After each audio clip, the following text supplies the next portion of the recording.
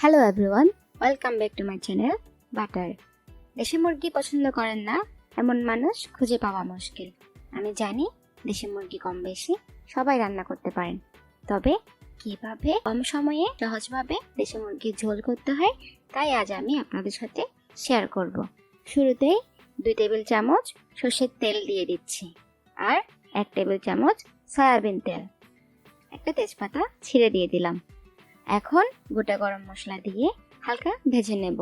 এখানে 2-3টি এলাচ, 2 টুকরো দারচিনি, একটা কালো এলাচ, 1 চিমটি শাহি জিরা আর 4-5টা লবঙ্গ দিয়েছি। পেঁয়াজ দিলাম 1 কাপের মতো। পেঁয়াজ বাদামি কালার করে ভেজে নেব।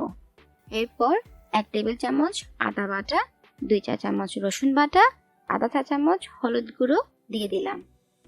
মিষ্টি মরিচ গুঁড়ো ইউজ করছি 2.5 চা চামচ। রাঁধুনি মরিচ ব্যবহার করলে 1 চা চামচের বেশি দিবেন না, অথবা আপনারা আপনাদের পছন্দের মতো মরিচটা দিতে পারেন। দিচ্ছি ভাজা শাহি জিরা 1/3 চা চামচ, লবণ স্বাদ মতো, সামান্য জল, ধনিয়া 2 চা চামচ, জিরা 1 চা চামচ। এবার মশলাগুলো ভালোভাবে কষিয়ে নেব।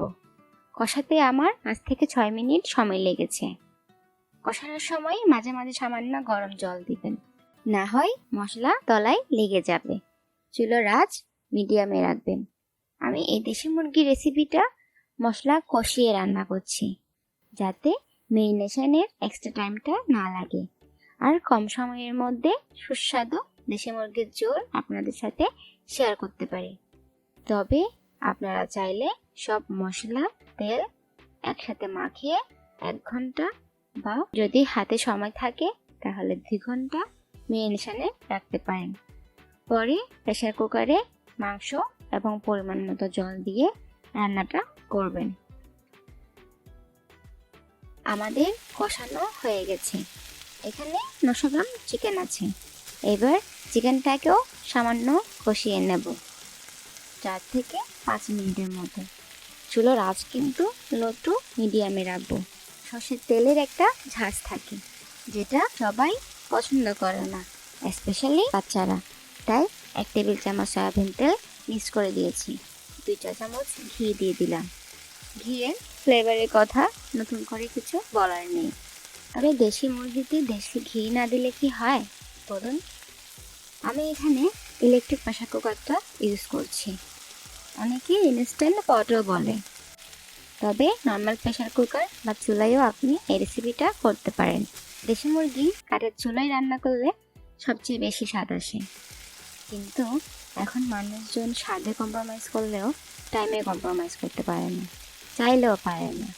বিলিভ মি, আমার নিজেরই এত হ্যাকটিক স্কেডিউল থাকে, সে না হয় আরেকদিন বলবো। পরিমাণ মতো গরম জল দিয়ে দিচ্ছি। অবশ্যই গরম জল ইউজ করবেন। প্রথমে 1 কাপের মতো দিয়ে দেখছিলাম আর লাগবে কিনা, আর একটু লাগবে দেখলাম, পরে আরও আধা কাপ অ্যাড করলাম।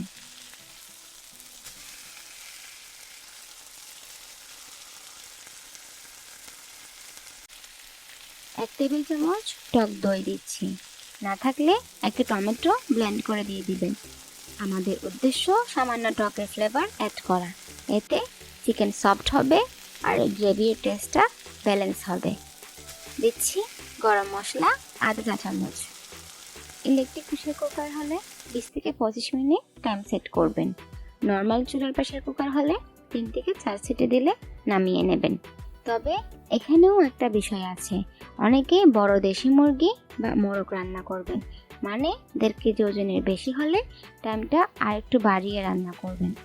যদি নির্ধারিত সময়ে আপনার চিকেন সেদ্ধ না হয় তাহলে আবার 5 থেকে 10 মিনিটের জন্য প্রেসার কুক করে নেবেন। রাঁধুনি হলুদ গুঁড়োতে অল্পতেই বেশ ভালো কালার হয়ে যায়। আপনারা অন্য ব্র্যান্ড বা দেশি হলুদ গুঁড়ো ইউজ করলে 2/3 চা চামচ বা 1 চা চামচ পর্যন্ত রান্নায় দিতে পারেন। আমাদের রান্না কিন্তু শেষ। আধা চা চামচ গরম মশলা আর 1 চা চামচ ঘি দিয়ে 5 থেকে 10 মিনিট দমে রাখবো। চুলো কিন্তু অফ থাকবে।